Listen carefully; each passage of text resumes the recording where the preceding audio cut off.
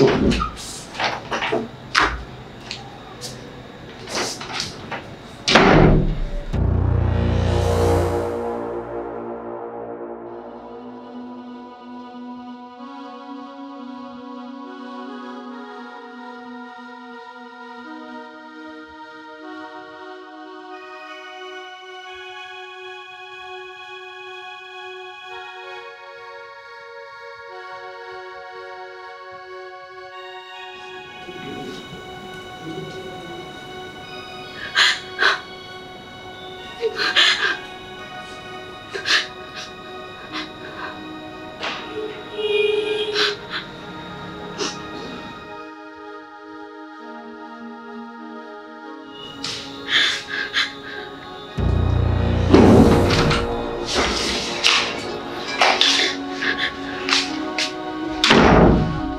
কাচ্চা নাও।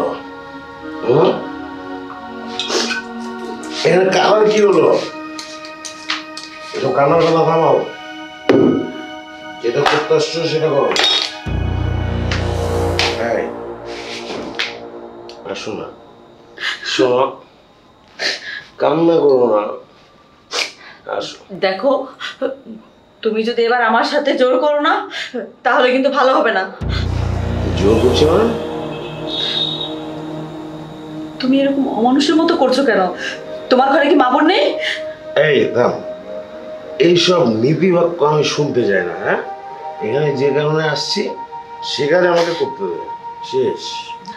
দেখো, আমি কিন্তু একটা ভদ্র ঘরের মেয়ে, তুমি আমার সাথে এরকম ব্যবহার করো না। ভদ্র ঘরের মানুষ আমি, তুমি এসে পর পুরুষের সাথে থাকার জন্য এখানে আসছো, আর ভদ্র ঘরের মেয়ে তোমার এখন সালাম করবো না? সালাম করে আসছি। এই কথা বলো, তুমি কিন্তু আমার খারাপ লোক, এখন তো কিচ্ছু দেখো না। ছাড়ো আমাকে, ছাড়ো। এই কিসের ছাড়ো? আসো, ভালো করে বলছি।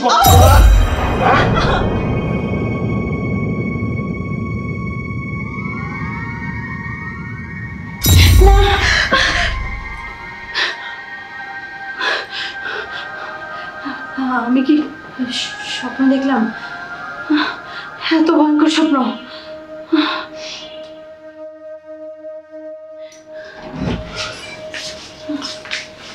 এমন অবস্থা হচ্ছে না তোমার? না, কিছু না, বসো।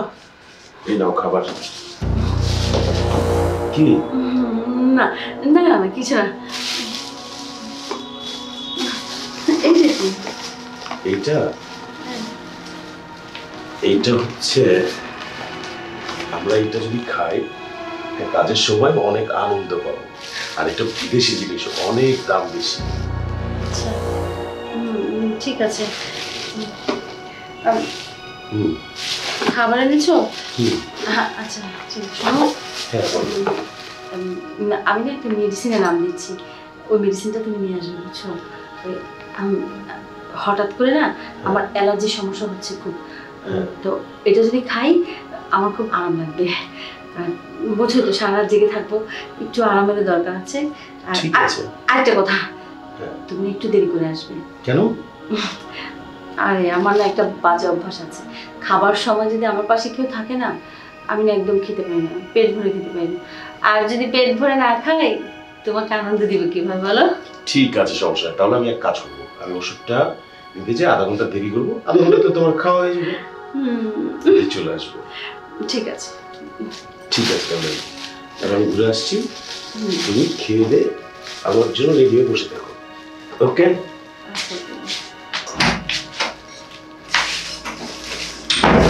আমি বুঝতে পারছি আজ আমি নিশ্চিত ফেসে যাব।